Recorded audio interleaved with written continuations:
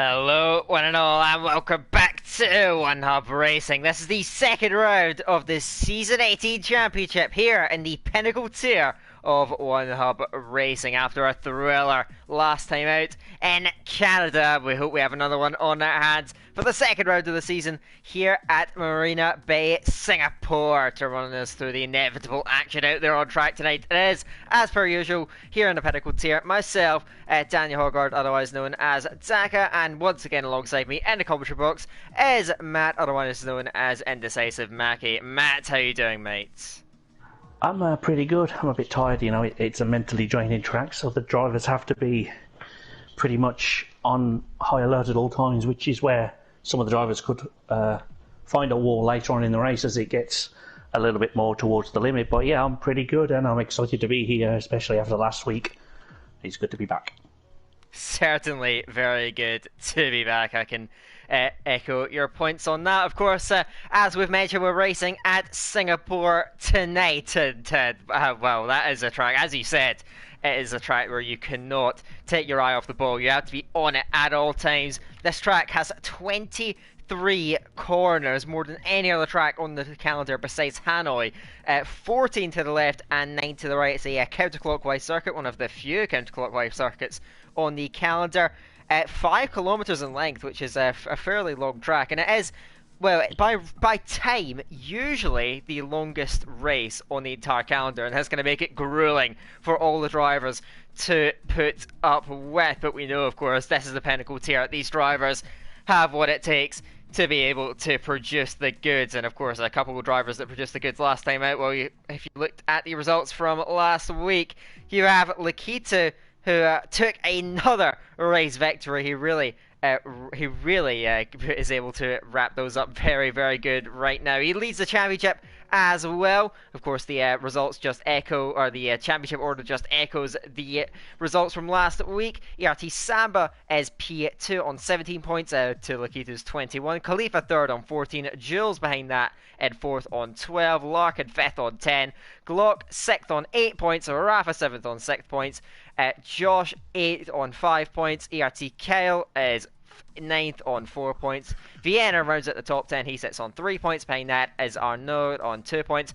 Konzo on 1 point. And ERT Cliffy, who got the second fastest lap point from last week, currently down in 13th position. So that's how things stands at the moment. The rest of the drivers: J-Luke, Fatality, Netsky, Toxic, Tomar, Chris, well, we do have a bit of a vacancy in the league at the moment, but as for though, it is those drivers that have yet to get off the mark. And of course, Lakita won the last race, is the championship leader, defending champion, and also the last time we raced around this track, well, he didn't win the race. That was won by Lewis Welsh. But in terms of the current drivers, he finished the highest way back in season 15, the last time we raced there. So, well, Lakita's come into this, with expectations at an all-time high. But Matt, if any driver can live up to it, it's going to be Lakita. Well, yeah, he's going to have to try because defending champion, there's going to be a lot of people behind him after him. But I'm sure he can cope with the pressure quite well. You saw it on occasion this season already, and quite often last season. He was just outrace people that he needed to get to the line where he needed to. Even if you qualify in 15th, he'd always just outrace them. So he's definitely one of the strongest drivers out there mentally. Yeah, certainly, and of course, well, he's had very many battles, I should say, with Netsky, the Swedish driver in the Mercedes, who, well, he fought for the championship last season. This season, though, hasn't got off to a great start. He's a cold driver going into this race then, and the hot driver going into this race is ERT Samba, another driver that has always had the pace of the past, but really put it together last week, and of course was rewarded with an incredibly strong result. A second place, of course, which puts him right up there in terms of the championship as well. So he's the hot driver. Netsky, the cold driver. It's going to be fascinating to see how things are going to unfold for those guys. And Netsky was also brought in for the drivers' press conference. He was asked, not such a great start for you or your teammate, that being Toxic, the Mercedes drivers. Very high expectations going into this season. Of course, in that first race, haven't quite lived up to it. How can you bounce back? And Netsky answered, we have the pace, so if things are going our way, we will be back in the fight. So that's going to be a lot to look forward to, because, Matt, those Mercedes drivers On pace, they look strong, but they have to put it together on points. They have to be able to put it together because, of course, there's a lot of expectations going in, and you be as quick as you want. But if you're making mistakes in the race, then ultimately, as we say so often, the points are given out on race day, and those drivers have got to deliver starting at this race tonight. Yes, they definitely have, and I'm sure the Mercedes boys can bounce back. They've been under pressure before. Just like real life, you always have to keep pushing on to see where you can get to, but it's very key that Netsky doesn't get left behind. And talking Netsky, he was also doing his pre-race conferences, and I know his strategy, if it stays dry, will be soft to medium, and he hasn't really practiced safety car restarts, which, if you go by prospect, he didn't need to. But this is a pretty safety car heavy track. I'm pretty much confident they might have one tonight, so we will see if I'm right on that one. Yeah, certainly. Yeah, as you mentioned, safety car, very, very high possibility around this race circuit. And also, just looking around, a couple of other drivers as well, not mentioning that they haven't really done much of the safety car restarts. Glock said that he doesn't practice them. It's just feeling for him. And I guess there's not really a method to it. I guess you just have to go with your instinct. I guess that's the way the drivers are carrying themselves, but maybe we'll see that. But of course, another thing with the safety car restarts around this track, that last sector, so technical. You have a lot of options at the front of the train as to when you want to get on it. Now, though, we look to load in to the action out on track, starting off with qualifying. But before we do get into it, just want to give a bit of a shout out to our sponsors here in One Hub Racing, our sponsors Next Level Racing, who are going to be providing a GT-like cockpit to as a prize to our giveaway winner, Liam RBS, who is sponsoring the trophies for each season of One Hub Racing. You can check out his Twitch at Liam RBS. 3M Sim Racing, they are sponsoring the league. They are providing a pair of their sim racing gloves to the driver with the most poles at the end of the season and the driver with the most fastest laps. We are partnered with Vespertine, who support our championship prizes. ERT, who support are partnered with, they are supporting the ERT Going Get Tough Awards. Of course, rewarded to drivers that partake in all of their pre-race, all their interviews, press conferences, and everything, as well as being as attending every single race of the championship. What's more, and also to mention as well, ERT, we have several drivers from ERT in this tier, one of them being ERT Samba, who of course performed great last week, so a shout out to him as well. And we'll also give a shout out to one of our race premium drivers. We'll shout out Jay Luke for this week then, so thank you to him for contributing to the league once again. And to keep going with our sponsors, we are collaborating with Time to Print, who are going to be giving a 20% discount on this week's track at their Etsy store using the code OneHubRacing. Now, though, we look towards qualifying out on track. 18 drivers are going to take it on then, and going to be very interesting. Of course, it is a mandatory two-stop here in One Hub, but even so, you got to be looking at the strategies here. Of course, you mentioned Netsky's possible strategies heading into this race, but how do you reckon people are going to approach this qualifying session? Because starting outside the top 10, having that free choice of tyres, even in a track where it's hard to overtake, starting out there and having that choice isn't such a bad place to be in the race. It's not, but as we touched upon earlier, it is very, very difficult to overtake around this track, whether you have ERS or not. So it's going to be, or DRS, I should say as well, after lap 3. But you know, it's driver preference. I'd always want to be in the top 10, no matter what track it is, if I could. But if I couldn't make it, then I'd be happy starting 11th with free choice of tyres. But that'll be, I don't think any of these guys out there right now will be thinking about that. They just want to do the best time that they can in the current situations that they have. So we'll see exactly who makes the top 10 and who doesn't later on in the session. Yeah, certainly. These guys, of course, going to be pushing for the best lap times they can achieve in such a competitive tier. And of course, well, competition can sometimes be pushed over the edge. Just in the Assures report that we had from last week, there was an incident during last week. That was at turn 6 at the beginning of the middle sector. at Canada involving ERT Josh and VER Jules. Jules was given a penalty of 5 seconds added to his race time. Still got P4 though, so a good haul of points. He got half a penalty point as well. Looking though to the session, TRT Tomar is going to get things kicked off around this circuit, so let's see how he could do. Breaking it into turn 1 then, use that curb over on the inside. Turn 2 and turn 3 come flying at you onto the throttle on the exit. Short shifting as well to keep the car rolling. Now through the kick of 4, then in a turn 5 then, as you head it down then into 4th gear up into 5th.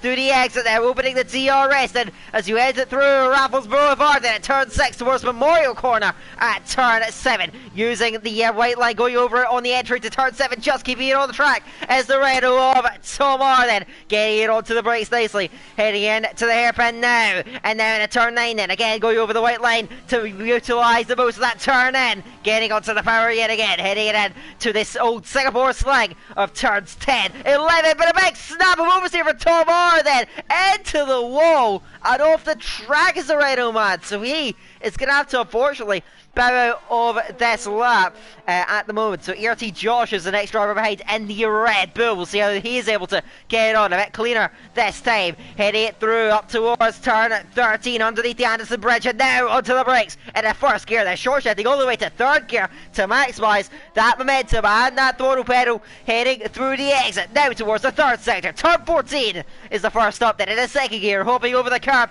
and good traction through the exit now, up towards turns 15 and 16, onto the brakes, try keeping it as straight as you can on the entry. Then at turn 17, utilise the maximum, went to the track here. It's all about confidence, all about commitment here at Singapore. Through turn 19, traction's difficult. Through the exit, ERT Josh holds it together now, in a turns 20, and 21 running it up towards the wall, just so it keeps it off it now, heading into the final 2 corners. To the line is ERT Josh, he crossed the line and goes fastest, of course, first lap time on the board, a 33.9, so we'll see how the lap times come in later on. Josh up to the top, and now we'll see a lot more coming in this opening phase. Expect lap times coming quickly as the RT Noah goes to the top, 33.6, but oh no, last time of course we saw some very tight lap times. Matt, maybe we could expect lap times to be a bit more spread out this time, because the skill gap around this track is absolutely enormous. It's so technical and such a long circuit, it's going to present a real challenge for the drivers to get the perfect lap in.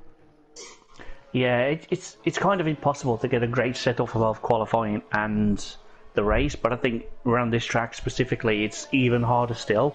So you are right, there's a bigger skill gap around tracks like this, especially this track in particular because we're doing it now, but there's no telling who can end up getting the pole. Nesky's done a good start there with a 32.8 already. We've dipped into 32, so you know, it's probably not going to be the best time of the whole session, but it's definitely going to be an entertaining session, and I think that we'll see exactly how some of these guys line up before the race.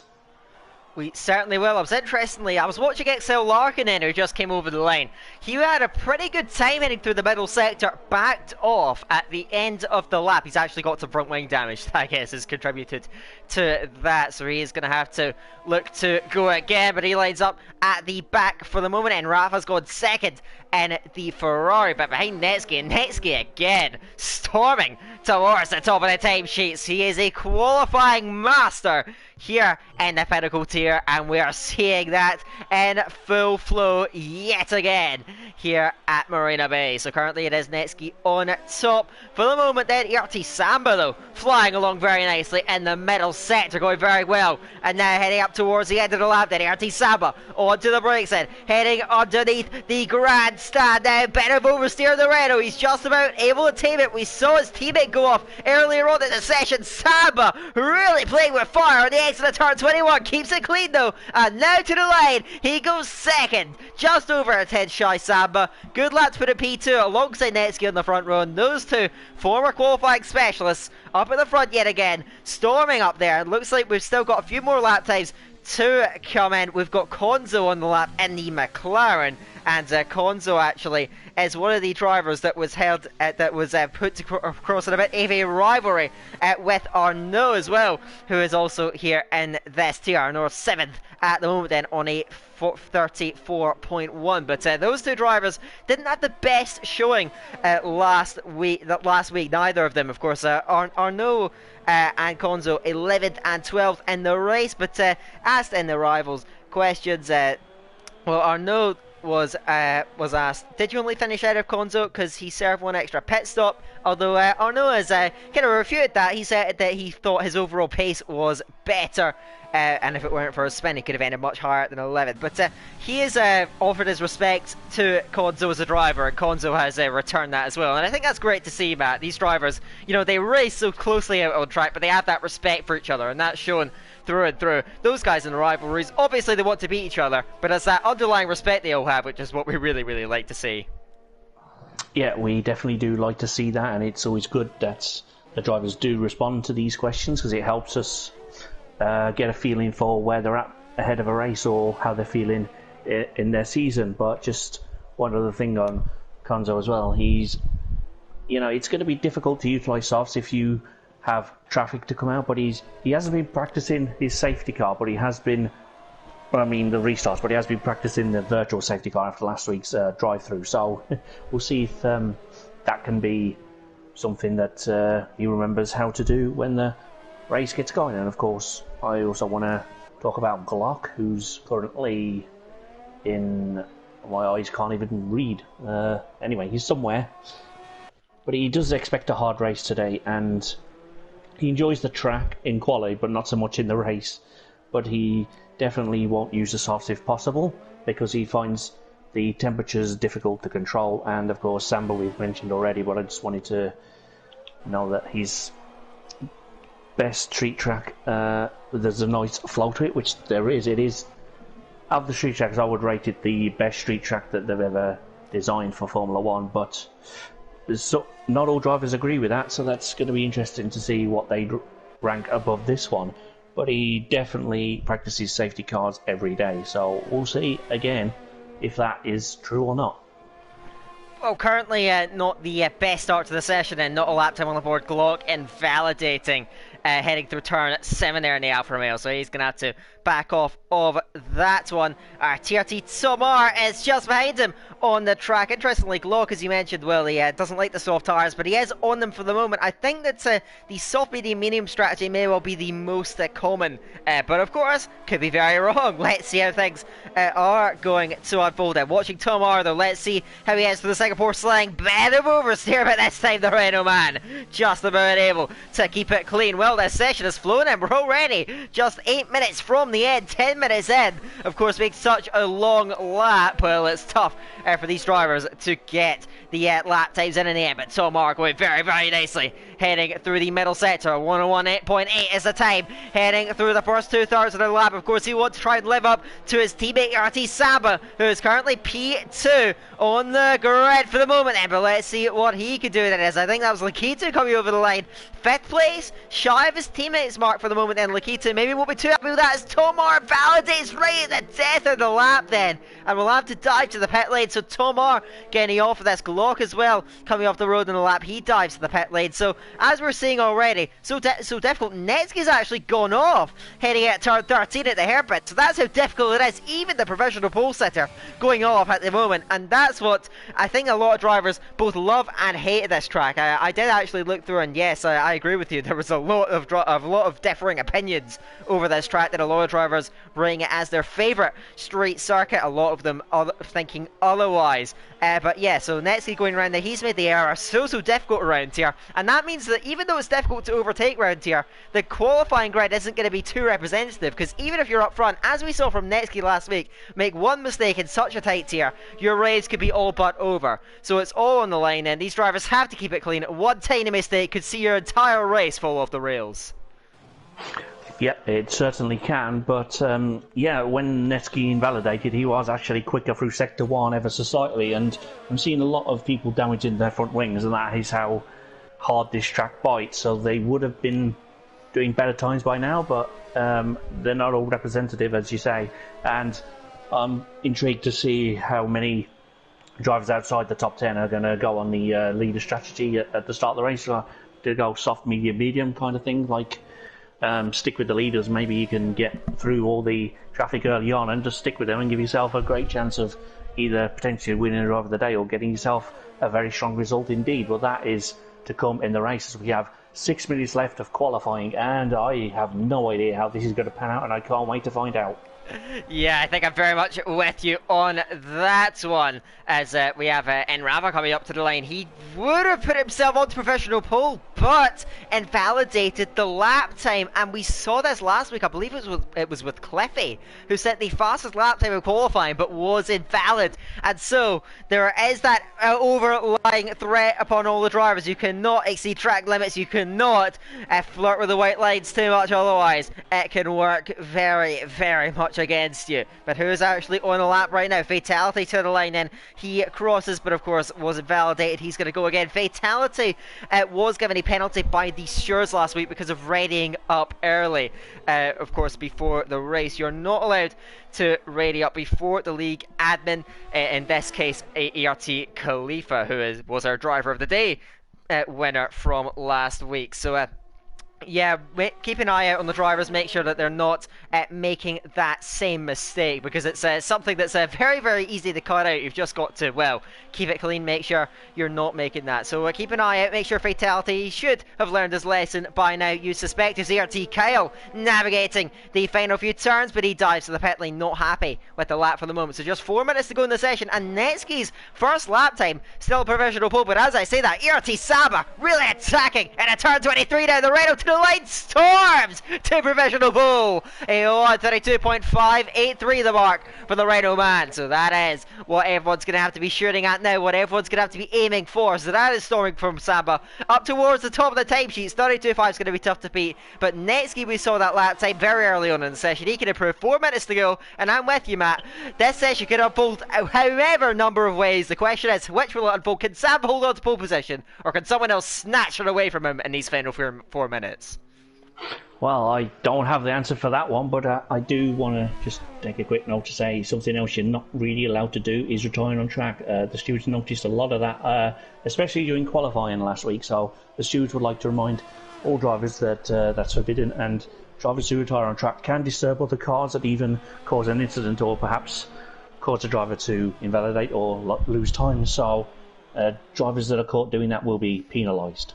And I'll talk about the action zones, which you can expect to see potential overtakes or incidents to happen in the race in due course. But it's got everything this session, hasn't it? And who knows which way it's going to go.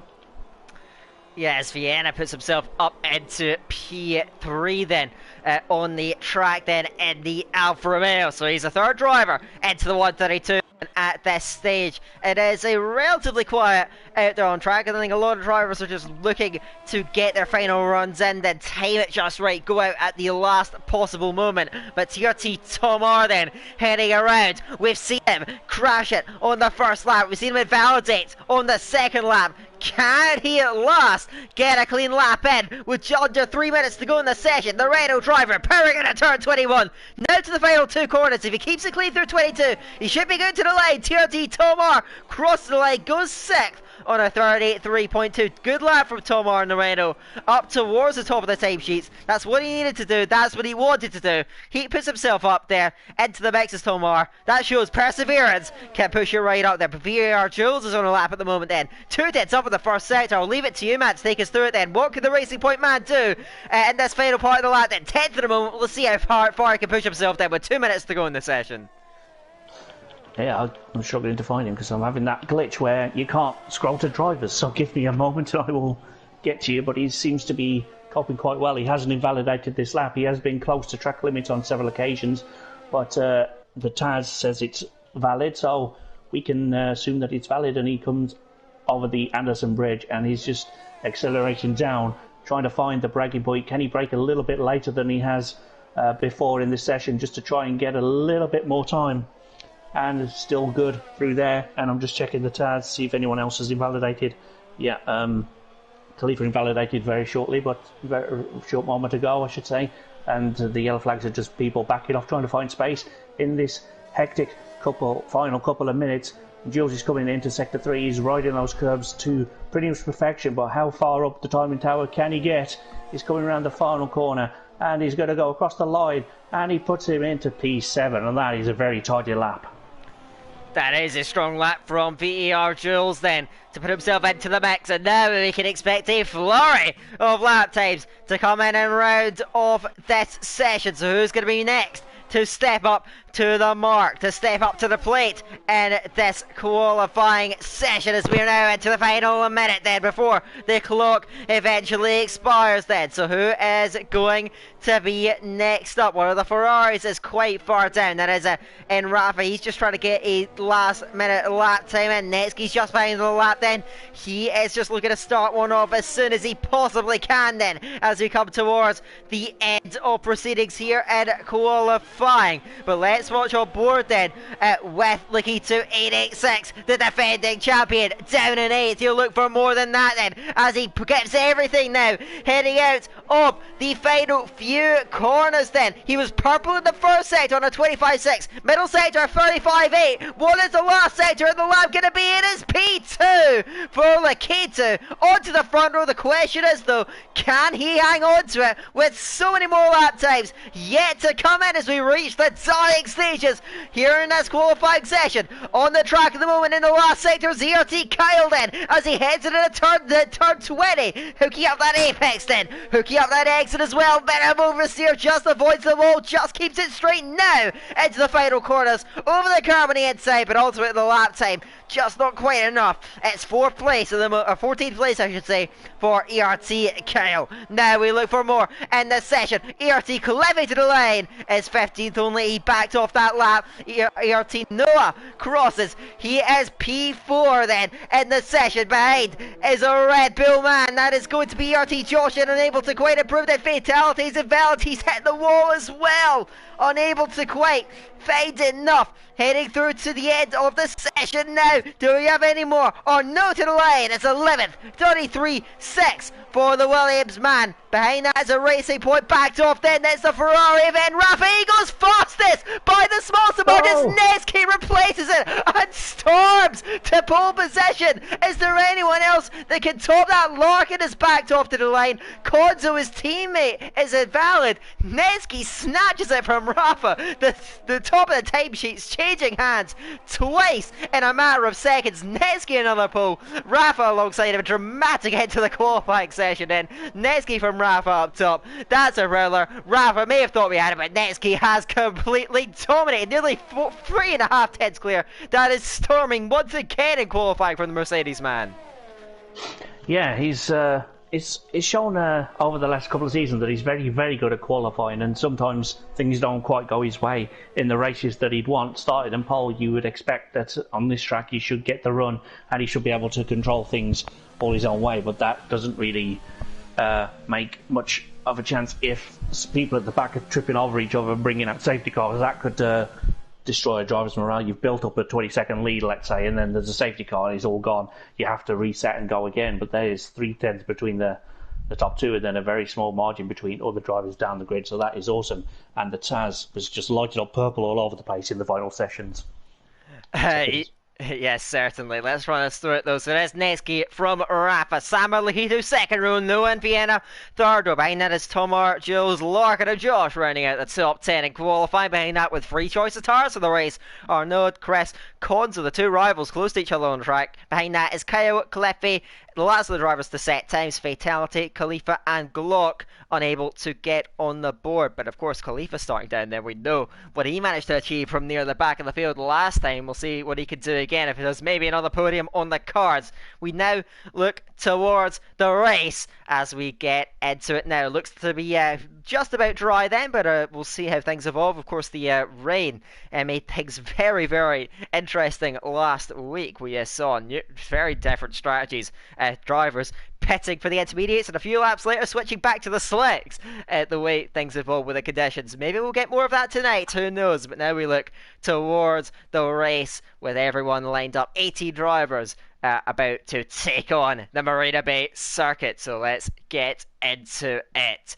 And of course, well, We've seen that qualifying how things unfold, and Netsky again pull Rafa alongside him. The Ferraris up front yet again, and you have to say they did relatively strongly last week. They're leading the constructor standings, and up the front here, Ferrari, you have to say, look very strong, and what many people expected to be their rivals going into the season, Mercedes, they're missing a driver tonight in Toxic. So far the season started very well for Ferrari, but Mercedes got some work to do out there. But Ferrari, after a strong start, and with the grid positions they have, they can feel very confident heading into this race as well. Yep, they can. I was just checking now. I believe Fatality did it again. I think he's rated up slightly before Khalifa did, so that should be... you'd think he'd learn after one time, but apparently some drivers don't learn, so we'll deal with that later. But let's just see who's on what tyre and see what strategies we might be able to expect. That's interesting. The hards from Cliffy down in P15 and mediums for everyone else outside the top 10. I would have expected a couple to gamble and go for the softs, but that's just me. How about yourself? Yeah, I'm actually quite surprised to see Cliffy on the hard compound of tyres, but because of course, typically of course with a two stops being mandatory, you don't usually need the hard tyres. But Cliffy opting for a bit of a different strategy. Everyone else outside the top 10 heading on to the yellow or medium compound, which is I'd say a safe strategy because. Well, you do say that, you know, you can start on the softs. It is a good gamble to take. But those soft tyres, especially when you're pushing to the limit, as these guys do, as we saw mentioned in the pre-race questions as well, they overheat, they wear very, very quickly. And I imagine we're going to be seeing that on the data as well from the guys inside of the top 10 starting on worn tyres already. They could be struggling out there very, very slightly. But Netsky from Rafa, and also going back to Cliffy, of course, we're not sure weather conditions are going to unfold, but do you reckon that he could be maybe backyard some rain? Of course, it seems unlikely at this stage, but Cliffy, 15, you have to say, well, it's hard to pin down his thinking, but maybe there is rain coming and he wants to try and stretch it to that. Who knows how things are going to unfold, but ART Cliffy hard, because it's such an unusual strategy in a league that has two mandatory pit stops. So he starts 15th, Netsky and Rafa the front row. Netsky leads the way, and you have to say, well, he is not as easy a track to overtake as Canada, so he should be feeling quite confident. If he can convert that lead into turn 1, he's got a very good chance of holding on to it. It's definitely unusual to see someone going for the hearts from the start, but I'm not at all surprised I've seen it in this tier, and I think a driver the caliber of Cliffy, we've seen can do good things from outside the top 10, so it's definitely something to keep an eye on, and especially if there's safety cars in the mid-race, that definitely gives him a better chance to change tyres and switch compounds, and then he could have so many more options going forward. Like you could go from hards to mediums, and then the safety car you could do double softs if you need to, or there's just so many more options with running the hards. But of course, if he is fortunate enough to have an incident on the first lap or so, then he's already on the hard tyres, and that's going to ruin his race completely. But we'll see what happens as they all start to form back up, and Netsky's there waiting for everyone else to slide into position, so I'll throw it back to you for the start.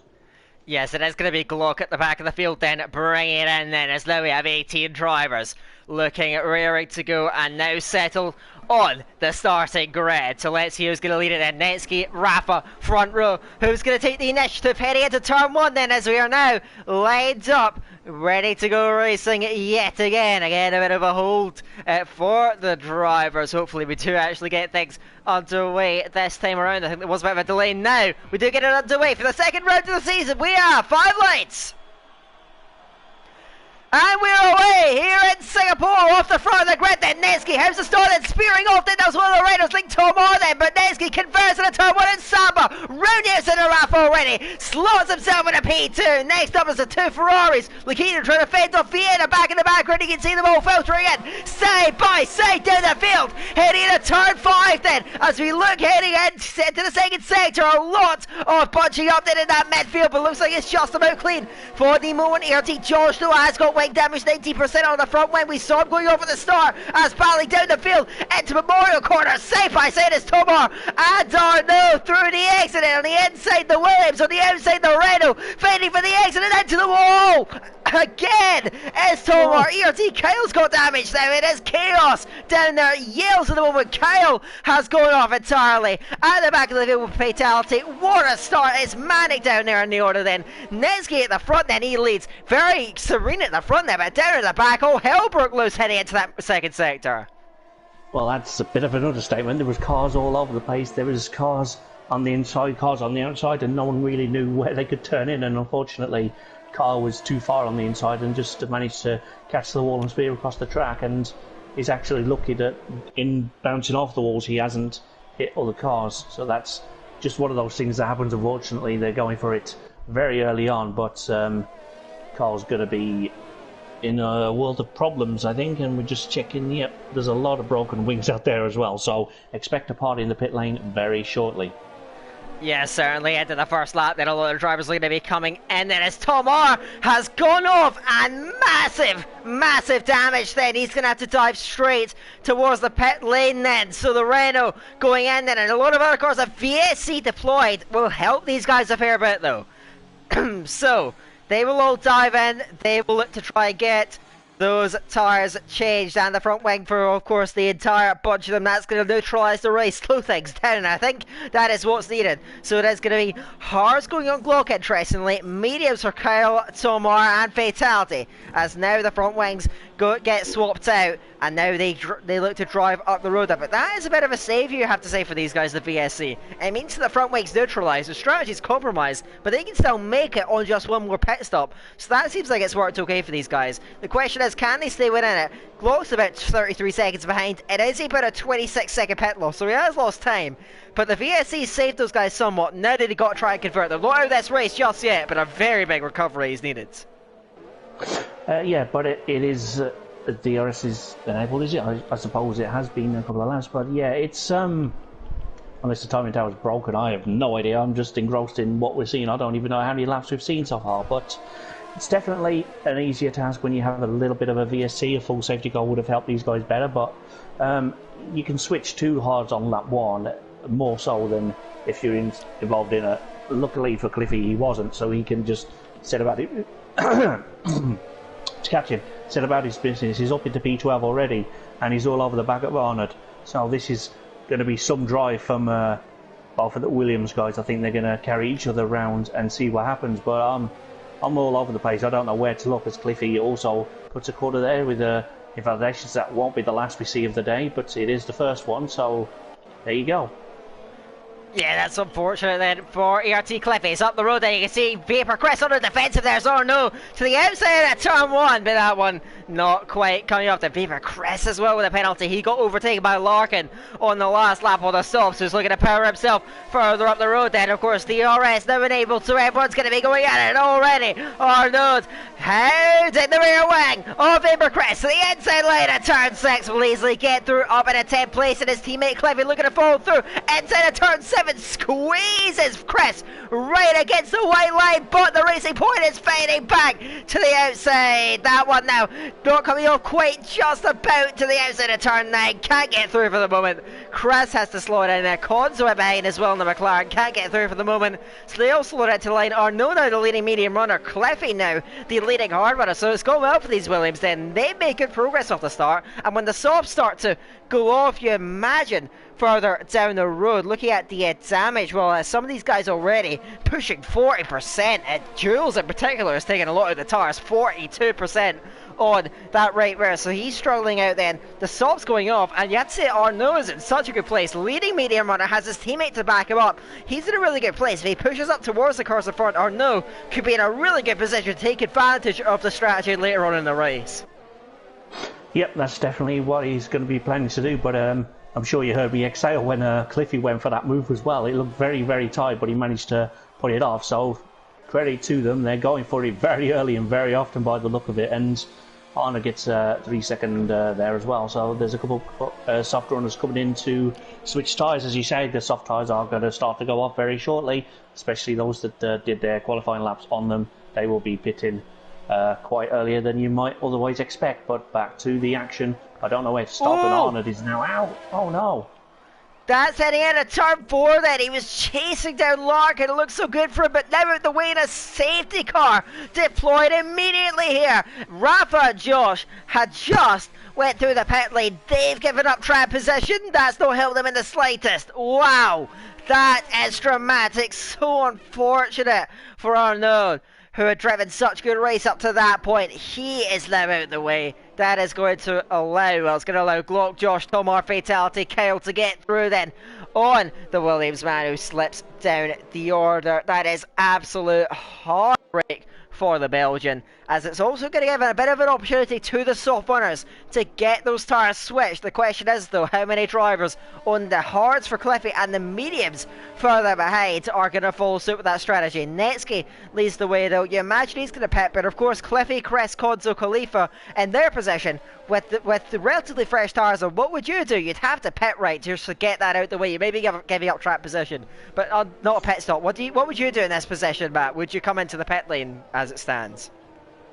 Yeah, I'd always, unless I just pitted, I'd definitely look to consider to utilise the safety car to its maximum, get the fresh tyres out there so I can get after the guys around me that I know will be racing towards the end of the race as well. So any advantage I could get under a safety car, I would definitely take, as Netsky's doing that. Of course, you'd expect him to on the softs. I'd expect some of the mediums to possibly switch as well, because although it is early, you could still have brand new medium tyres, which could give you a bit more advantage, so you could run them later on in the race. So there's many drivers out there that may not pit, and some will, but in fact it looks like everyone's going to pit, which is fair enough. Yeah, there's chaos in the pit lane. This could shape up the order quite a bit, you have to say. Vapor Chris has double stacked behind his teammates, so is Konzo. And so you're seeing now these guys going for different strategies. And Rafa, where's he emerged here? He was running right up the front of the field in P3, but ultimately now he emerges in P6, just behind Vienna. So that is really, really gutted for the Ferrari. He actually has to let through Jules then, must have got through after the safety car line. So he has to settle back into 7th position now. Glock moving up on the hards. He now runs 10th, just out in front of the two Red Bulls of Josh and Khalifa. So they will now bunch up on this lap. This is how things stand. It is Cliffy actually that has stayed out, interestingly enough. So he is willing to stretch those hards up the front then. He does have track position, but how do you reckon this is going to work out? Because you suspect the drivers behind will be swarming all over him, looking for any way through. Cliffy's staying out. You have to see that's a risky move. If he can't make progress on the drivers behind, one extra pit stop could really hurt his chances. Cliffy has got a really difficult strategy to try and work here, because you said that in his current position it's going to be really difficult to make up for that extra stop he's making. Yeah, it definitely is. It's tricky at the best times, but I think he's going to get absolutely swarmed at the restart, because it is very, very tricky to keep those hards in the correct operating window. But once you get them there, they're good. But I think he may lose a few positions in trying to get them properly warm, so he could get all the grip that he wants on the car, put the throttle down without a chance of spinning up the rear. So it's going to be an interesting restart, but look for Netky to get ahead back into turn 1. Cliffy is probably just going to try and fight there, but he's not going to make it too hard. He's just going to sit behind him and just try and use the DRS to get back ahead when it is activated in a couple of laps' time. It's been a frantic start, and I'm sure you heard me exhale a couple of times there, just because I was expecting more carnage. So yeah, let's go. Let's bring it on, and I'm excited for this one. I am as well, Matt, but we will have to wait for just another lap before we do get into things. Cliffy still leading the way from Netsky in behind then. And impressively enough, Chris actually come in from the rear of the field. Not sure what's happened then. He is on completely fresh mediums, but now he does dive to the pit lane. So what is going to be going on the racing point? I'm just going to quickly check the dashboard. He changed his wing on the last lap. He hasn't come up saying he's had any damage. He's putting on hard, so this is interesting then. And actually, he could have actually played a bit of a blinder, because one thing now to say is that I believe, actually I'm just going to check this, he has now done both of his pit stops out on the track. So the question is now, he's done both of his mandatory stops, he's coming out the pit lane now, he'll be with them. Is this smart though? Because this could be a blinder, but the question is, can those hards go all the way to the end of the race? Well, He's just knocked the front wing off, so oh the no. answer to that would be Oh, no. no. But like I said, it's because you can't get the temperatures in when you need to. They should be warm, but I think he's just tried to push a little bit too soon on them, and that's just... It was a brave call, and it would have worked for him, and I would have said look for him in the closing stages to be up there for possibly fighting for the podium, but unfortunately he's got damage now, and he's going to have to pit again. So it was a brave call, but unfortunately for Chris, it hasn't worked out for him on this occasion. Yeah, oh, that's such a shame for Vapor Crest then. He will be able to bring it back to the pit lane. But if he rejoins the back of the train, but before the second sector line, actually the safety car's coming in, and the call's already been made, it's in this lap. So Chris has no choice but to give up that extra pit stop, and a strategy that looked promising has ultimately worked completely against the Racing Point man. His teammate Jules is up there at P6, P5, you suspect for when Cliffy comes in, so he's running well, but his teammate Chris having a miserable time out there, back in 17th position, so he's got a lot of work to do. So now we'll see what he can do there, but that's just an extra pit stop to make up, as now Cliffy controlling the front of the race then. Of course, we mentioned the safety car frequency. Now we're going to see it in action. When will ERT Cliffy get himself onto the throttle pedal? We now look towards the end of the lap. He's not going yet then. Out of turn 21. Now pins the throttle. Away goes ERT Cliffy to the front of the race. Leads from Nesky. And he spins it immediately into the wall and out. Unbelievable. He didn't have enough temperature in the tires. Cliffy out already. Just one corner into the restart from the front of the grid. Both Williams out. Disaster for both of them. Cliffy Arnold out of the race, and that is you cannot imagine much worse fates than that. Both drivers out of the way as now we look towards, do we have any action out there on track? ERT no trying to attack the K2, looking to the inside line. That one not quite coming off as they all filter into the line. Doesn't look to be much overtaking going on. Everyone just floating in there. ERT Josh around. Glock 4495 then on the hard tires, gonna have a bit less grip underneath him. He can't get through for the moment, does Josh. He's got Khalifa behind him. Netsky leads and leads comfortably at the front of the race. He got away, he did what he needed to do, but Cliffy out, that's gutting from the front of the field. It'd be interesting to see how that strategy works. It's not gone out. The Haas just didn't provide the grip, then, and Cliffy out already. Then both Williams out. It's been a disaster for them tonight. Yes, unfortunately they were both in a great position to make a brilliant strategy call, and unfortunately, as you say, it hasn't worked out for them. But that was what I talked about, the problems of getting the hard tyres up to temper after a restart like this. It's very, very sad to see that it happened, but when it happens, you can't fight it, and it just, the walls are so close here that unfortunately for Cliffy, he found one, and as you say, that's both Williams out and down to 16 runners. But here we go, we've got some battles in the midfield. You've got Lockins pushing Noah to see if he can make him force into a mistake, which will help, if you can push the guy in front into cutting corners because they can't keep with your pace, and that's a good tactic to have as Glock gets one there, and I'm struggling to speak, I'm so excited.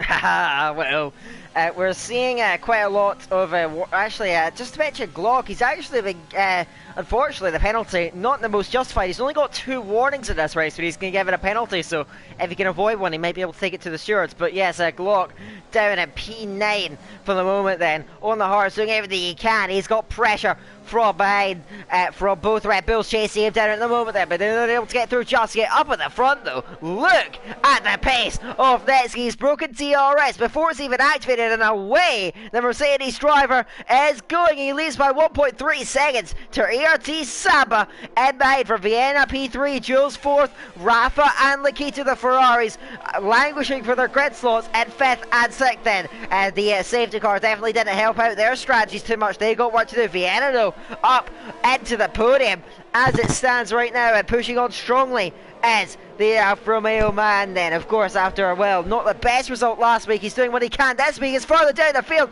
Glock and Josh fading away towards the grandstand, side by side, heading underneath it. Then the turn 18, they somehow keep it clean, and Josh is through remarkably in a P9. Brilliant from CRT Josh as no DRS enabled, and now we're going to see some real action out there on track there, but Glock unable to quite keep pace with Josh. Josh, a brilliant move. Tough to get through in that last sector, but he's pulled it off, and that shows no matter where you can think the action zones are, where you think you can get through, ultimately you can do whatever you want. And Josh gets through brilliantly. Glock's slipping back. Now the Hearts, you said, to get a be swallowed up then. Khalifa now behind, looking at Glock then onto the Raffles Boulevard there, but he's not going to get close enough towards turn 7. Having to wait behind, but that was a great move for Josh. P9, now he's got to chase down Larkin, because behind Glock that gap has really opened up to the top 8 up the road. Yeah, he certainly has, and how do you go too wide into the grandstand section there? That's incredible driving by Balford, and that was a really good move as well.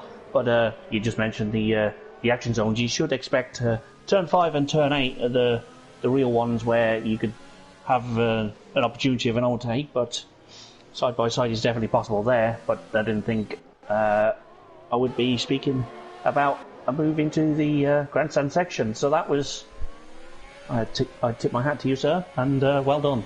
Good move.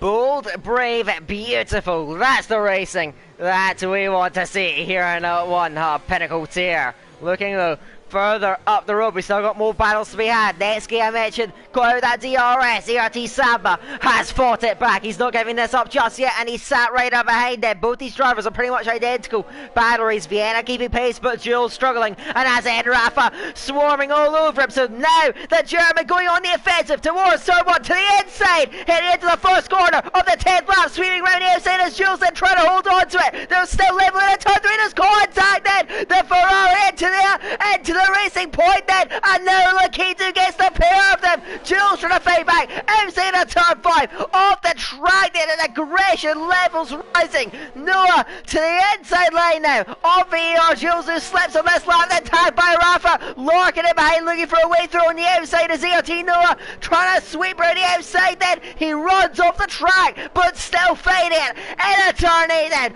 holding out of the line round the outside as Jules then towards turn 9 holds onto the place. So does he? Noah underneath through the exit, still will tool. That's incredible. Into the Singapore sling, well banging through the entry. Now on the outside is Noah. Can he get it done this time? No. VR Jules somehow keeps a hold of the place then. Noah's certainly not giving up yet. Through the exit, trying to draw alongside the racing point then, who almost breaks on the straight then. Was he letting him through? He swipes across Larkin as well. Jules all over the road then, involved in an incident with Rafa, and the man who was caught for the Shures then ran to get it on track. Through goes the RT Noah into second place. But that's drama then. Lakitu coming together. Jules and Noah side by side. Absolute chaos on lap 10, and now the gap for the top 3 had to stretch. 2.6 seconds ahead of Lakitu. What on earth went down there on the 10th lap? Well, yeah. So Jules just missed the corner, so he had to let the Noah back through, otherwise there would have been a heavy penalty to come later on in the race. But he just chose to do it at the wrong place and nearly took Larkin out when he let Noah back through. So that was what happened down there with the move, and Noah just lights up the rears as he comes out of turn 3, and that's just, oh, this is going to be a spicy one, I think. Oh, Jules, bag oversteer off of turn 5. Holds onto the car though, and XL Larkin will be fancy gets chances. So Jules, of course, very unfortunate.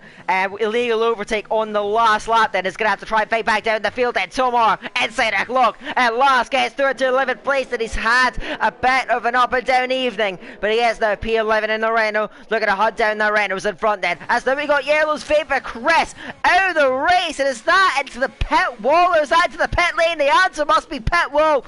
VSC deployed for the second time in the race. Well, the race neutralised, but disaster again. Vapor Chris out of the proceedings here in Singapore. A strategy that looks so promising, and ultimately a result that has been the worst fate for him then. 15 drivers left, Vapor Crest out the way. Just imagine dropping it on the entry into the pit wall. Gutting for Vapor Crest. 3 drivers out, and already just 11 laps into this race, the Singapore Marina Bay circuit is showing its difficulty, showing its worth here. Such a grueling track. 3 drivers out with just 15 left, and already the Singapore Grand Prix, even in the top tier of One Hub Racing, proving to be quite a challenge. And already here we're seeing a race of attrition tonight. Yeah, races of attrition I thought were sort of a thing of the past, but when you come to Singapore, all the rules of Formula One change as we know it, and that makes it all the more exciting for us in the box and for everybody watching. So thanks to everyone for watching, and we go again, the restart. We do get things back underway here in Singapore then. Lakito actually benefited a little bit from that VSC. His pace was quicker on the last lap. He was 2/10 quicker than Netsky, so he is looking pretty good at the moment then to get back towards it. He's dragging Rafa with it further down the order. Larkin round the outside of Jules gets the move done, and Josh trying to fall through down the inside of turn 7. Can he get a stop to turn in? There's wheel to wheel contact, and Jules spinning into the side of the Red Bull, and Jules head off at turn 7, and just not enough grip on the AstroTurf, and a race that was so promising after a strong result last time out falls apart, and it's Racing Point and Williams that have had the brunt of the misfortune here tonight. Jules out, another VSC just seconds after the last one ended. Josh and Jules coming together for the second time this season. Josh holds on to it, gets through. We'll see what the stewards have to say about that. Another incident, another car without a front wing. Jules now out the race, retiring on the track, or was that heading into the Singapore Sling? I'm watching on board with ERT Kyle then as we head it through then, and you'll see then, yeah, he's just, I think he's went into the wall. I'm not sure what's happened there, but Jules now out, Racing Point and Williams out altogether. They've had disaster, they have had heartbreak here tonight. They have now got so much to do. Jules, Crest, Cliffy Arnaud out of the running. All drivers look promising at some point. Now out of the way now in the race. 14 drivers left. The race of attrition grows. Another incident here at Singapore at the track that promotes it. So unlucky to see Jules out the race. Then 14 drivers left, and at the moment a lot of points on offer for anyone that can finish. Is now onto the VSC. That's Rafa that's made the ultimate error. Drive through penalty for speeding, and he's going to have to serve that one in the next 3 laps then. So Rafa, major setback. Fatality now into the pit lane. What on earth is going on here in Singapore? Now Rafa's had a major setback after a front row start.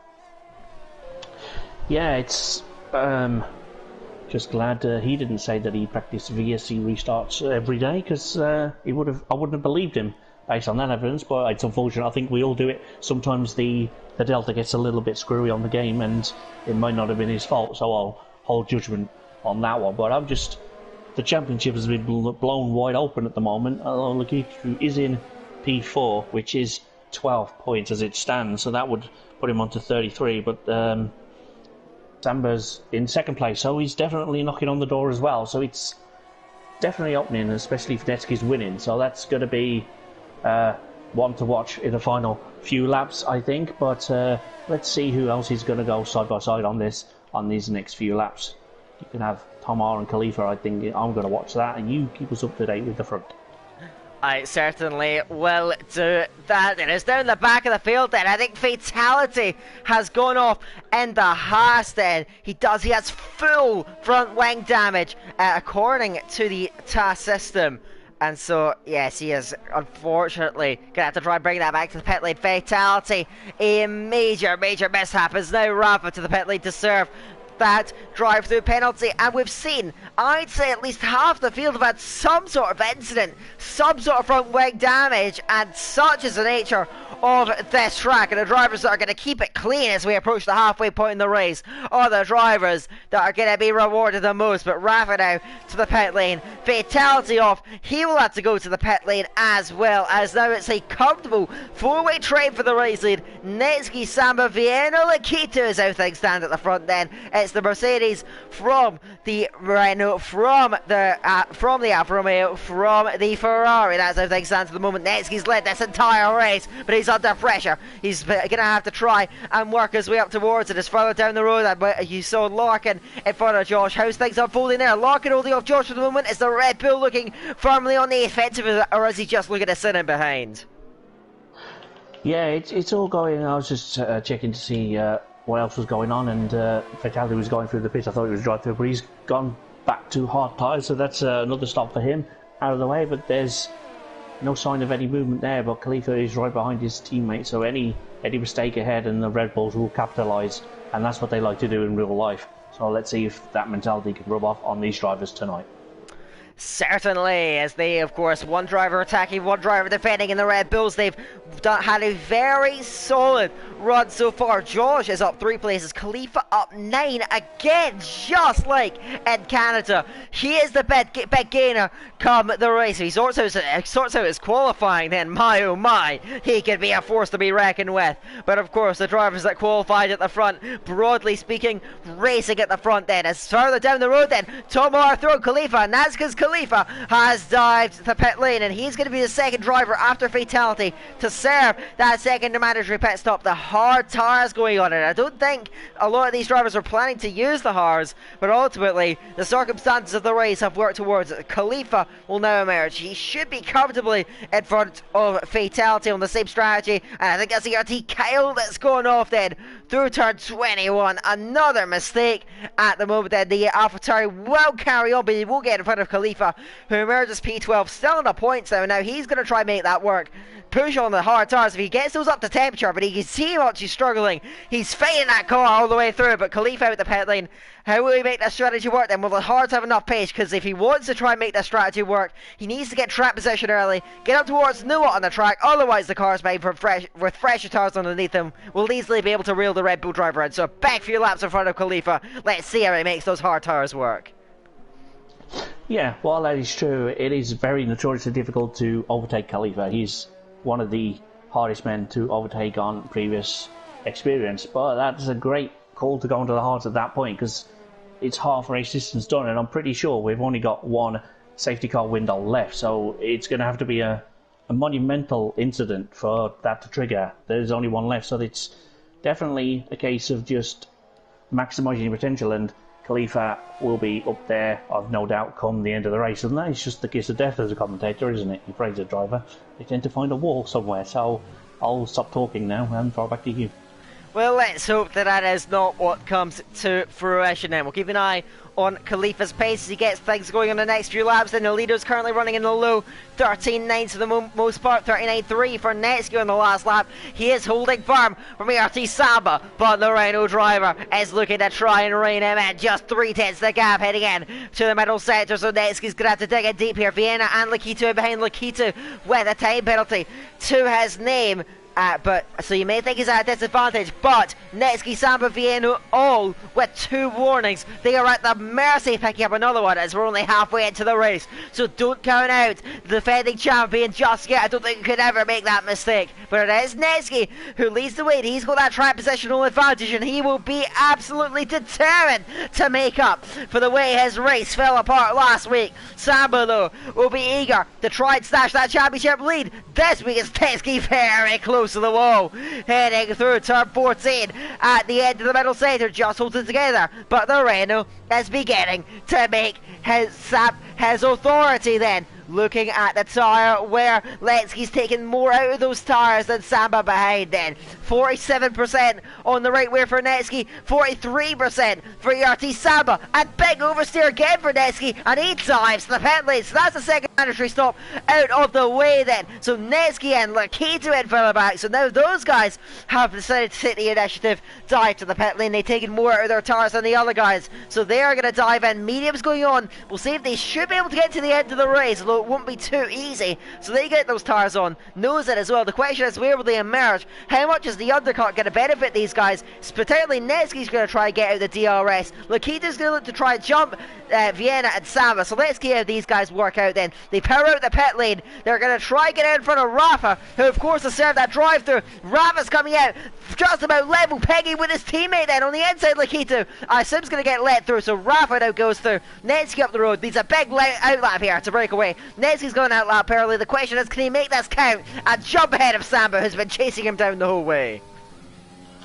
Well, I'm looking forward to finding out the winner of that battle, but I was just doing some mental maths, and if Netsky does go on to win this race and Samba finishes second, he would lead the championship by 1 point, not taking into effect the fastest laps.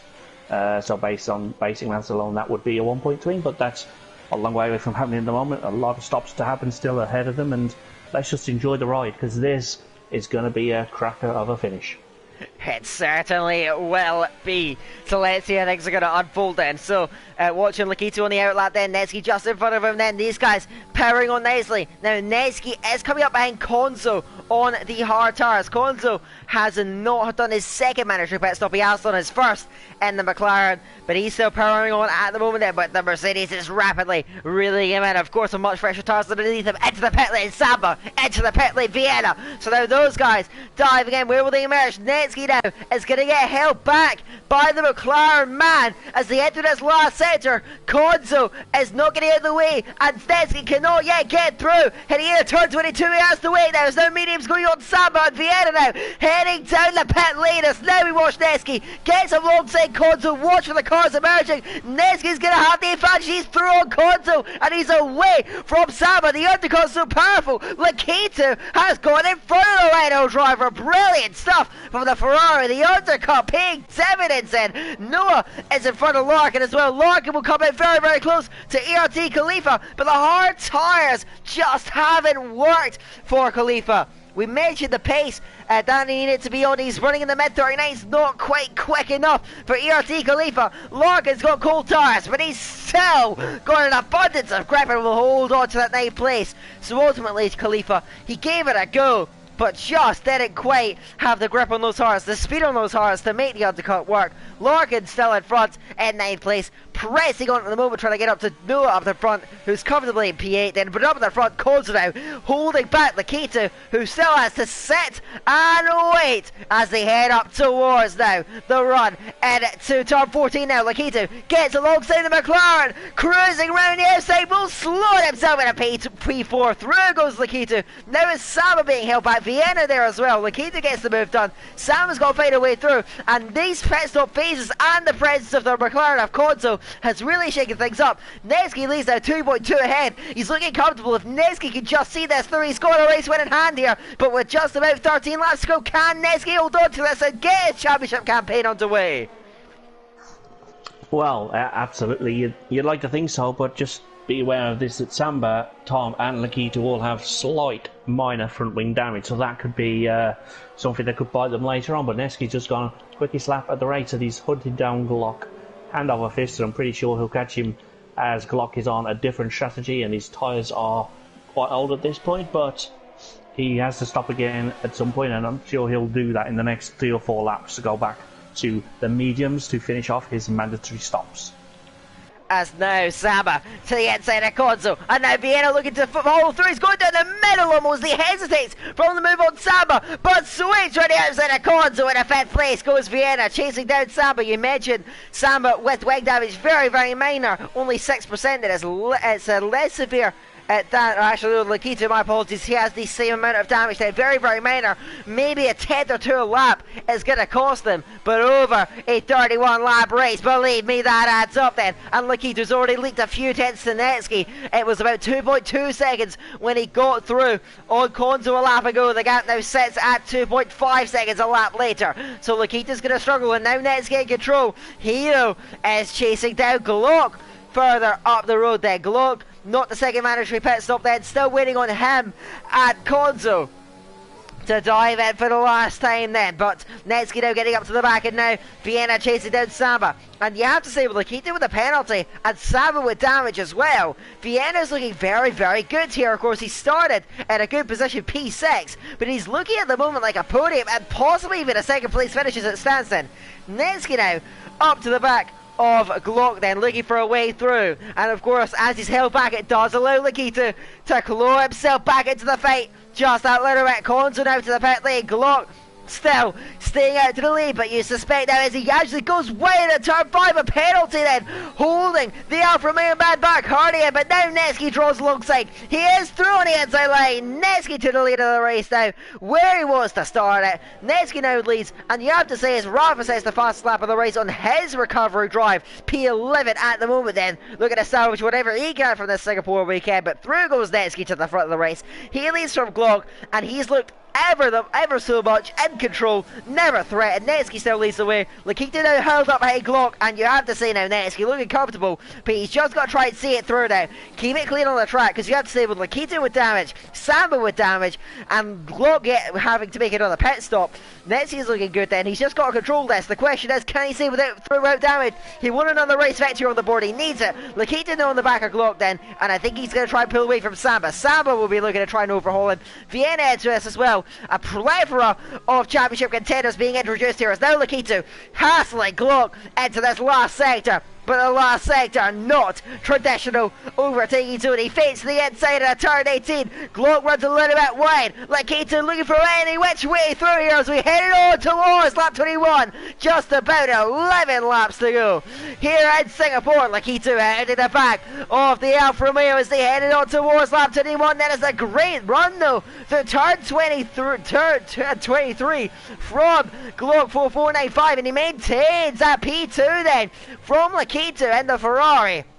Whoever so much struggles, and now Netsky pulling clear 3 seconds out of the advantage up the front then, as now Samba and Vieno chase down the Ferrari as well. So now off of turn 5, Lakita on the offensive to the inside of turn 6 on the Raffles Boulevard. We'll get through in a second place, but Netsky well clear, 3 seconds clear. He's just got to control this now. Netsky up the front, he's looked dominant so far. The question is, can he see it through? 10.5 laps to go. This will be a massive win for Netsky to get it out of the way. Lakita will be happy with second though, but Samba's within his range, and those top two finishers going at it yet again. Samba trying to keep up with Lakita. If he can make this work, he may well challenge for the championship lead. He's pushing for all he can, but Lakita only down second for the moment in the Ferrari. Yeah, it's all change lap by lap here, which is what we always want to see. And you've got Glock defending heavily from Samba, who really wants to get back to where he was early on the race, which was P2, which would give him the overall lead if he can just beat Lakita by a couple of places. But of course, with Lakita being in second place now, that is no longer the case. But I'm sure as Samba gets through and defends into the very tight sector just before the stadium section there, Vienna's also got past Glock, so Glock is struggling on those tyres a little bit, and I'll say he's probably going to box in the next couple of laps for the mediums. I don't think he's going to have it in him to run the hards to about lap 26 to run the softs at the end, just on the off chance he might be able to get fastest lap. That's what I would be doing, but I'm not out there for a reason, so let's see what Netsky can do with his lead. Yeah, leads by 3.3 seconds. I think Glock was playing the team game there. Of course, he held up Samba for as long as he could, and then Vienna came up behind him, and Vienna was allowed through by his Alfa Romeo teammate, and he's still hunting for a potential second place on the road. And he's just within penalty range of Lakita, and he's still got DRS off of Samba and a lot more battery to go with that as well. So Vienna will be looking to go on the attack. Then Netsky leads 3.1 seconds from Lakita. That's battle for the podium still unfolding. Then Glock, you suspect, will dive in. Maybe he's stretching this to put on the sauce by the end of the race, but I actually think that the medium strategy may well have been wiser. But like you, I'm not out there for a reason. These guys know exactly what they are doing out on track as they go at it week in and week out then. But you can see them all running throughout. It is a little bit quiet out there. The battles have begun to calm down. The field has begun to spread out with just 14 drivers left in the race. Of course, the drivers in 11th, 12th, 13th and 14th will have the opportunity to grab a tidy extra point for picking up the fastest lap of the race outside the top 10, and with there being only 4 of them, there should be a bit more of an opportunity for those guys out there. At the moment then, looking at the fastest laps, how do things stand? Rafa has the fastest lap overall and outside the top 10.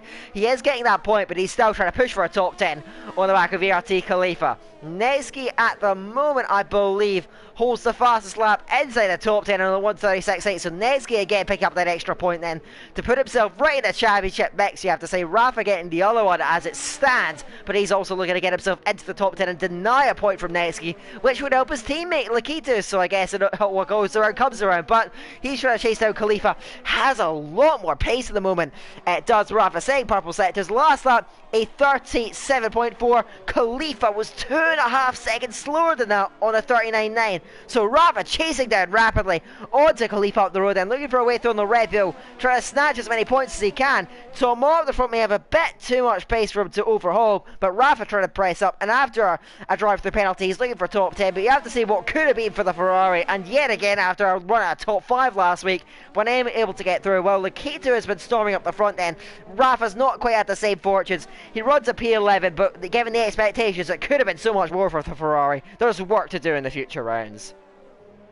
Yep, definitely work to do, but they're still in this race and still in a chance of a double points finish, so I'm sure they'll be happy with that before play, but it's not where they'd want to be. But of course, everyone wants to finish as high as possible. Sometimes you just gotta damage limitation. If you're in a battle for 11th or 10th place, you have to try and win that battle, as that would give you the advantage later on in the season when you're fighting these drivers for higher positions up in the top 6 perhaps. So yeah, there's definitely a lot to be said for just hanging on in there and finishing in 11th rather than going for it all and finishing off in a wall. Yeah, certainly, of course, you've got to try and measure your battles, pick up the points where you can. Even if you've not had a great race, you can still get a lot of points out there, and there's an opportunity for points here, because Tomar is right up the road as well. I think that Tomar has made a bit of an error on this lap then. Let's see, as he comes over the line then, he is chased down by Khalifa, chased down by Rafa's last lap, a 1:59. So I'm not sure what's going on there, but now it's allowing Khalifa and Rafa right into this, and Rafa has got a run on the Red Bull driver. Heading up towards turn 5, he's just going to wait and behind it for an opportunity to strike then. He puts on the overtake mode. Khalifa's going to use what he can here, but the Ferrari is coming out of an arena nose to the inside line. Heading into turn 7, Rafa on the inside will go through it at 10th place. So Rafa, the move done. Tomar now to chase down up the road to Rafa 10th to chase down Tomar now. Tomar though with just slightly older tyres, he'll have a fighting chance of it, as further up the road, I think that's ERT Kyle that's allowing the race leaders past some good sportsmanship from ERT Kyle. Just looking to try and lock down any points that he can. Maybe looking to go for fastest lap in the last few laps if he doesn't think he can get within the top 12 that points are going to be awarded for. Up at the front of the race. Now Nesky still leads. My gaps have failed actually amongst the top 4. I think we'll have to wait a little bit before they come over the line to see how things unfold then. We come up now with just about 7 laps to go. Nesky leads Lakitu, leads Saba, and still Saba and Vienna within that DRS range. We're only judged now. Noah behind Glock, and Glock is still out there. Only made one stop in the race. He's still out there on the track, and this is peculiar from Glock. He's going out right the way through here, and do you think he's stretching it to try and get fastest lap at the end? Because this is peculiar. Just 7 laps to go, you'd think he'd come in by now, but the Alfa Romeo is still going on there in 5th place. I'm having very distinct flashbacks to last season when you had a driver throw away a race win because he forgot to do 2 stops and realised as soon as he crossed the line that he was, and I quote, "I'm stupid, I forgot to stop." So you have that, and of course I just want to say Tom had that slow lap you mentioned a couple of moments ago. I did notice he had a small disconnection, so that would be the cause of that. Thank you very much for that, Matt. So yes, he has managed to regroup slightly, and he's holding back Rafa for the moment. The Ferrari reining him in. That should be a good battle to watch to the checkered flag.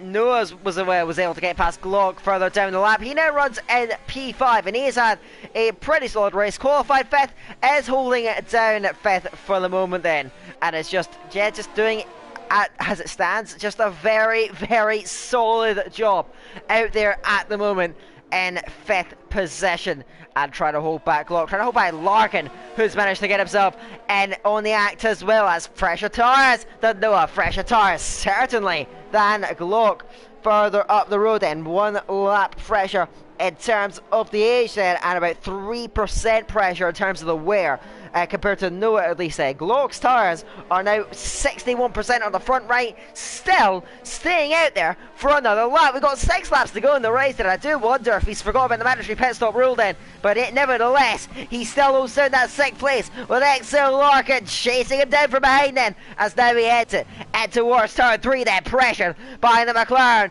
who will look for any which way through he can find then, as now they look towards the run and towards Raffles Boulevard. Then it's Glock from Larkin. Larkin now in the overtake with the DRS will cruise to the inside of 6 and the outside of 7. He doesn't even need that. Through goes Larkin at P6. He is now going to try and hunt down ERT Noah up the road and up 3 places in the race. Larkin starting 9th. He's done a good job so far. Can he wrap it up with a top 5 finish out there on the track? And no, though, with just the one warning. So same with Larkin. Those two drivers done a great job. And then it's further up the road then, Tomar defending from Rafa. These guys going at it on the track then. They've had disappointing races. They are going to go at it then. But it is Tomar from Rafa still. Rafa looked to get past briefly. Can't follow it through though. So it's still Loredo from the Ferrari out there. These guys now going for the line as they headed out there. Of course, Tomar, not the start to the season he would have wanted in Canada. Trying to hold back Rafa. Rafa all over him. Heading in at turn 13. Can't get through for the moment though. It's still the Renault for the Ferrari. These guys going at it to the line. Then 9th and 10th now. Every point matters. Every position's worth fighting for. It is Tomar, Rafa, Barrow for P9 at the moment. It is up at the front. Netsky leads comfortably from Lakito. And still Samba holding on. And you have to say with damage, he's done a superlative job holding back Vienna. He can be on for P2. And with front wing damage, that'd be a phenomenal effort from Zamba to hold on to that position on the track. Yeah, it's definitely a great effort, especially with the minor damage. He wouldn't be feeling it all that often, but when he does feel it, it's a solid, because I know what it's like to have wing damage on here, having done it earlier, but go check that out later. We'll be done here, of course, over the weekend, whenever you like, just not yet, because this is a great, exciting finish you don't want to miss, and I am scared now that Glock still hasn't pitted, and I'm terrified he's going to do what 3 drivers did last season and end up with a DSQ because they forgot to stop twice. Having said that, it could well be down to he's going to whack all the softs and go for fastest lap outside the top 10, because that's where he will end up. Well, yeah, I guess that may be something worth fighting for. Of course, the pit lane delta here is one of the longest on the calendar, 25.5 seconds. Currently, I imagine that's putting him, it's putting him well outside the top 10, behind Konzo in 12th position. But he is still going out there. I think, though, if he managed to optimise the strategy, he could have got himself a little bit further up the order. Ultimately, that's not how things have unfolded thus far. We'll see what Glock does, and he's stretched those tyres an awful long way, 24 laps he's done on them. And even if he does try and stretch it to the end of the race, he is really up against it in terms of the tyre wear. Currently, in terms of the wear on those tyres, he's sitting at 66% on the the front right, pushing him up towards puncture territory on those tyres. So he is under a lot of pressure to get those to the end of the race now, heading out of turn 21. Bit of front wing end play, and at last he dives to the pit lane. As I think I'm seeing ERT Noah, I think that is, who got that damage then, that end plate on the track. So then Noah, after driving such a strong race, now with damage, Larkin now chasing him down in 6th position, looking for any which way through, is now Glock to the pit lane now, looking to get some tyres on at last, but Noah holding on to 5th, into the wall again, another end plate off then, 25% damage now on the left end plate, 38% on the right, 2FD whacks against the wall. Larkin now chasing him down. Noah's driven such a good race, but has no mistakes caused. Now Larkin's all over him. Now you sense the matter of when, not if, the McLaren driver is going to find a way through in these last 4 laps. Yeah, it's certainly looking like when, especially when the driver in front has 2 sides of his damaged wing, which in theory could make his car a little bit lighter so he can go even quicker down the straight, but he just has no handling this all through the corners. As you see, Larkin slides past Noah in distinctive fashion, and he's after Vienna. He's going to be a tough ass, but he's going to be on the right tyres to go do that, and Josh will be next past Noah, and I think Noah will be a little bit disappointed with that, but he will be boxing for a new wing, probably.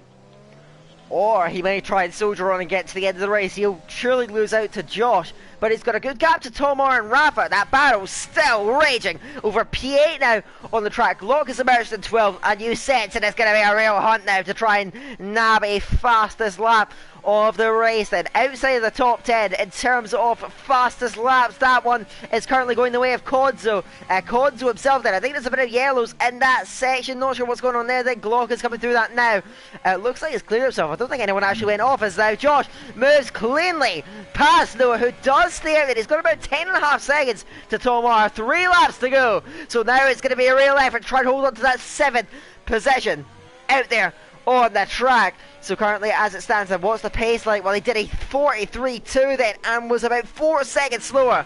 So he's going to be at real risk of that charging Renault went behind it, and the Ferrari that is hunting him down all the way to the flat. But Tomar handling Rafa pretty easily for the moment then. Rafa had one strong attack a few laps ago, but since then has been unable to quite find a way through on the Renault and has to sit and wait then. And P9 for the moment sitting in behind the Renault. P8 then they run 8 and 9 on the track as up the road. We're still looking at it. We've not checked in a while then. Netsky leading the way in full control out there on the track then. And we mentioned of course Lakitu was the highest place finisher from the last time that we raced here at Singapore out of the current drivers, and he's driven a strong race as Lakitu, but he is just being bettered here as Netsky just cruises away. Even if he gets a penalty, he is more than comfortable. He's just metronomic precision all the way through then, has driven near perfectly as Vienna now getting a penalty, and that could be his chance of a podium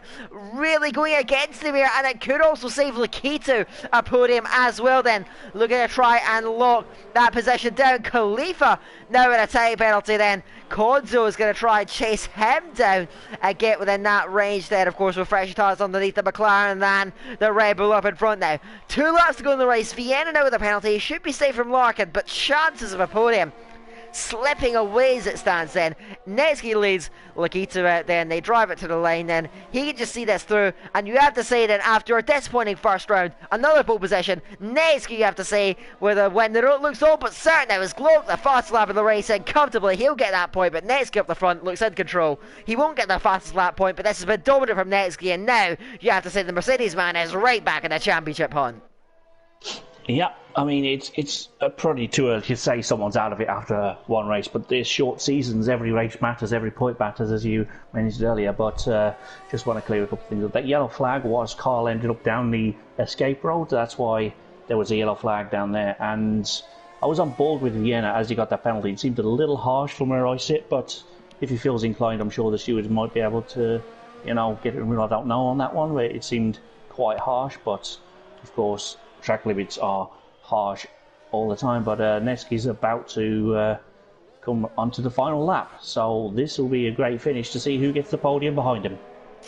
Yeah, certainly. Currently, it's looking Netsky, Samba, Lakitu. Samba will be very happy to get one over on Lakitu, but he has on 2 warnings, so he's going to try and keep that clean for the final lap. That is further down the order. Glock gets through a Kodzo on the run towards turn 14, snatches 11th place on the road there, but he has 6 seconds of penalties. That's going to need a monumental effort to pull out that gap over the McLaren behind it. Is still trying to hunt for a place on Khalifa. Let's see how things unfold then. On to the final lap in Singapore, and it's still Netsky leading the way. 4 seconds clear then. He is on 2 warnings. He may yet get a penalty, we'll see, but it won't matter as it stands that he is away. And God, is Vienna charging late for the podium on Trenton on the inside line. It's run out of road by RT Samba. He's throwing everything at it. That was his best attempt at getting through, but still he is denied by the Renault driver, who holds on to P3 at the moment then. Larkin still the pressure from Josh, and Noah is still soldiering on with that damage. He's being hunted down by Tomar, who's hunted down by Rafa, who's trying to snatch P8 on the final lap here. Round the outside is going to go then into Memorial Corner, the inside line, and the place hold on by Tomar, but the fight is not over yet in turn 8. Rafa is still looking, but he cannot find a way through his sauce to settle in 8th place. We move both these guys rapidly hunting down the Artino up the road. We can have a grandstand finish from P7 out there, but we've got to look towards the front of the race now as Netsky leading away. He's been threatened early in the race, but he's never been better than Netsky. Pole position in both the races. Canada works against him. It's redemption day for Netsky at the top of the podium. podium here in Singapore.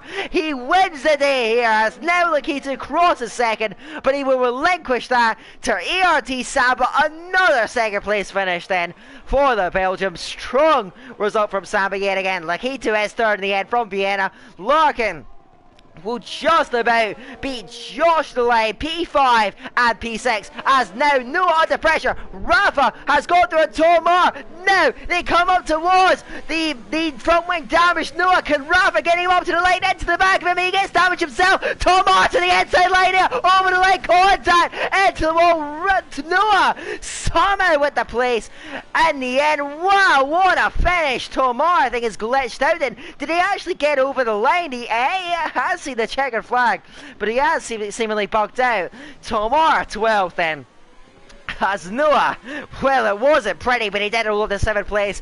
Rafa 8th, Khalifa 9th, Konzo 10th, Glock 11th, Tomar is 12th, Fatality and ERT Kyle will round out the finishers. Another dramatic race, a race of attrition as it turned out to be at Singapore. Netsky wins, Samba and Lakitu again on the podium. Those two drivers have been the consistent forces then. We wait for Fatality and Kyle to cross the line.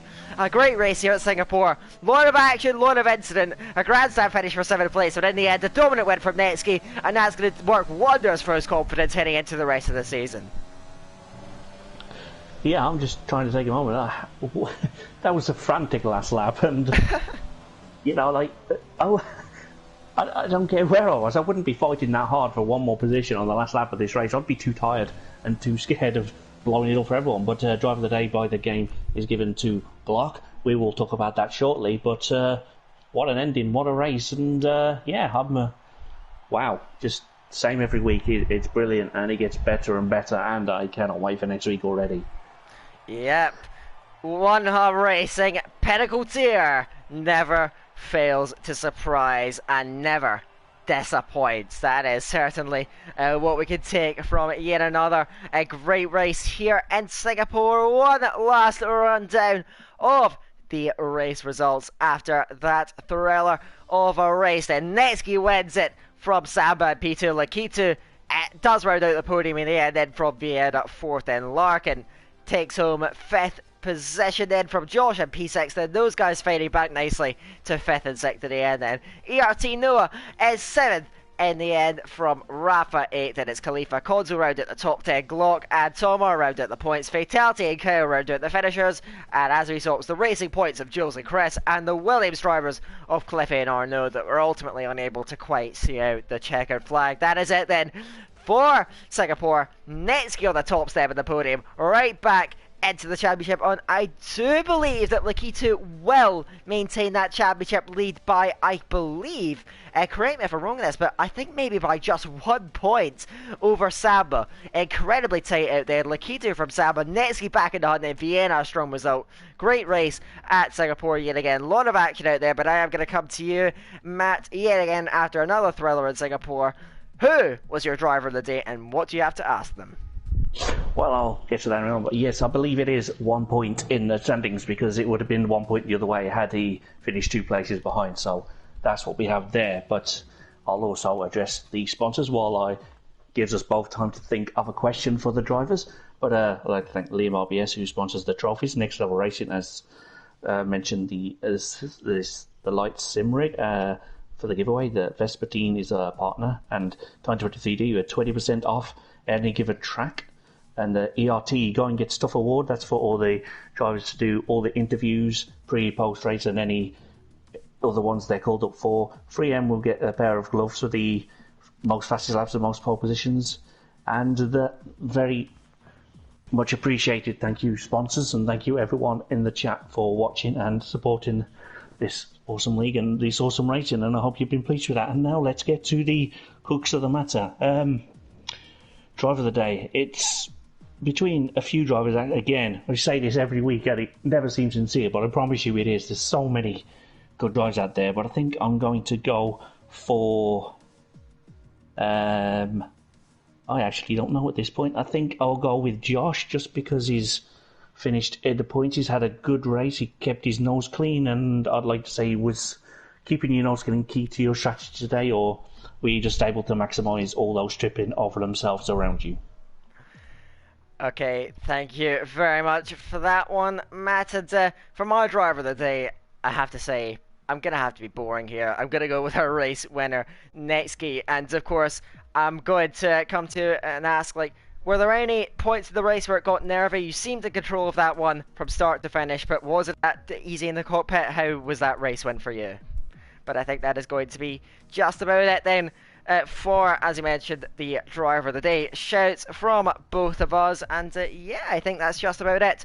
For Singapore then, 10 rounds of the season, 2 of the 10 in the books then. That is just 8 rounds left to go in the season. The next race is going to come to you from Shanghai, China, in a week's time for the Chinese Grand Prix. Do not miss that one at the Shanghai International Circuit. It should be yet another sensational race here in One Hub Pinnacle tier. As always, the racing excellent here, and I'm sure that race is going to be no exception. But I think that's going to be just about it then for the racing here tonight. And yet again, as Matt alluded to, thank you to our sponsors. Thank you to all of you guys for tuning in to the stream, and of course thank you to you, Matt, for being alongside me. It's always a pleasure to share the commentary box with you. Looking forward to the rest of the season as well. But I think that is going to be just about it for tonight in Singapore. So with just about everything said and done for the second round of the season, for myself and Matt, it is goodbye for now, and until next time, we'll see you later.